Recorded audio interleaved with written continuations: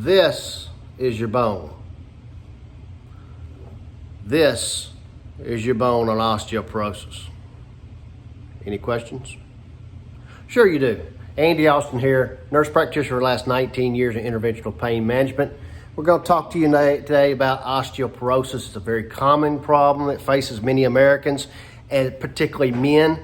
A lot of people think that this is primarily a disease of the elderly. That's when the signs and the symptoms really come on. Actually, the disease process starts a long time before then. And this is what I want you to take from today, is the importance of early detection and modify your lifestyle to prevent it from happening to you. And you can do it. I've seen it, okay? So let's talk a little bit about osteoporosis. What is osteoporosis? Osteoporosis basically means porous bones. The bone starts losing calcium, so it starts to become brittle, okay? This is the vertebral body. We're going to focus a lot in that area most, but this can affect all the bones, particularly vertebral body. Like I said, hip and wrist are the big three problem areas that osteoporosis starts to show symptoms in, okay? But it can affect the pelvis, the cervical spine, everywhere. So what happens is, what causes osteoporosis is the body. If you think of the vertebral body or all the bones as a big cache or a big deposit of calcium, okay, stored up. And when you're younger, before the age of 30, 35, you're growing bone like it's nobody's business, okay? You're replicating bone faster than what your body needs, even if you don't get a whole lot of it or enough in your diet, okay? So you have plenty of calcium stored up in your bone until about 35, and then it starts tipping the other way, okay? What happens is your bone starts not being able to keep up with the body's demand of taking it from the bone, okay? Why does the body take calcium from the bone? Good question. The body takes calcium from bone because it uses calcium for important things like muscle contraction, walking, normal heart rhythm, your heart beating, and proper nerve function to feel things and sensation. Those are hugely important things to survive, and your body's going to do what it's supposed to do to survive, okay? So that's why it takes calcium from the bone. Now let's drop a little facts on you. And I think you're still not exactly 100% on board with this if you're a young guy, okay? So guys, listen up. It happens to all of us, okay? Not just ladies, all right? So, like we said, 35, you start this downward trend, okay? The bones are not keeping up with the body's demand in a lot of cases, okay? So, what do we know right now with osteoporosis, okay? 20 million cases worldwide. Already folks with osteoporosis, not decreased bone loss, decreased bone strength, but sure enough osteoporosis, okay? Over 54 million Americans right now have osteoporosis, okay? Age, and the studies focus on over the age of 50 because that's when people start having symptoms. So, but age 50, 1 out of every 2 females have osteoporosis already. Done. They have it. They've gone through that deterioration process. Okay? During that deterioration process, they could have done so many things to slow that and stave off osteoporosis if they knew. And that's what this is about. This information we're talking about not only will save you, but people you love's quality of life and possibly life. Okay, particularly men, because I'll tell you that in a minute. So, 2 million fractures a year are related to osteoporosis. 2 million. And over the age of 50-year-old males have more osteoporotic fractures than prostate cancer. Prostate cancer is incredibly important. It has tons of media coverage, which is great, which is what we want. But to put that in perspective, if you're over the age of 50, there's more men having fractures related to osteoporosis than being diagnosed with prostate cancer. Look it up. So, and this is the take-home point, guys.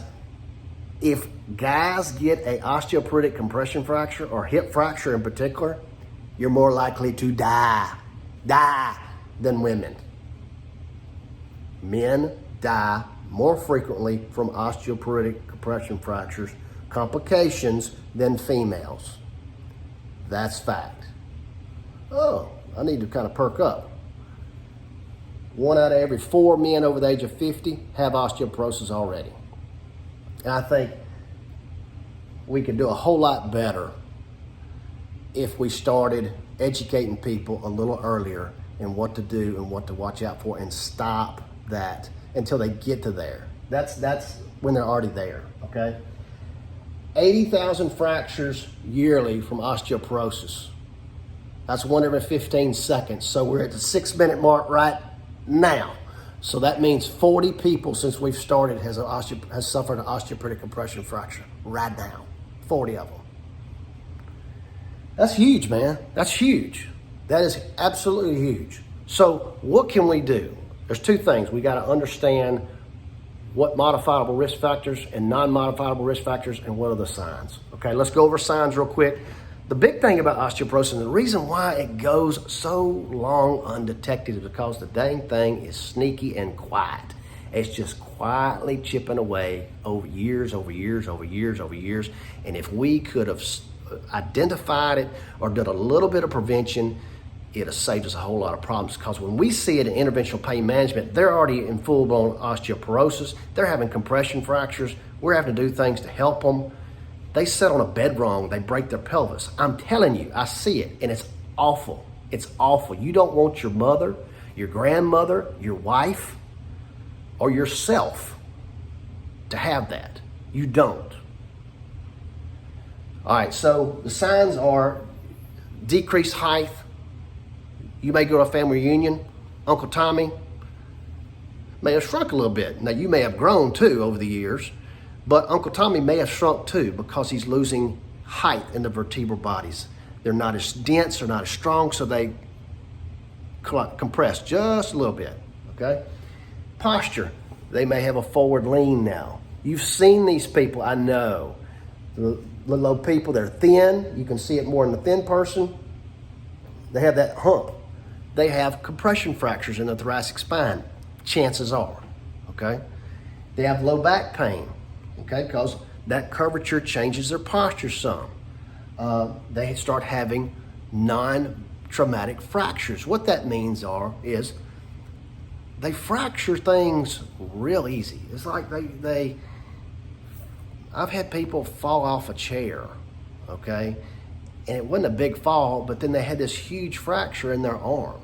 That's a red flag, guys.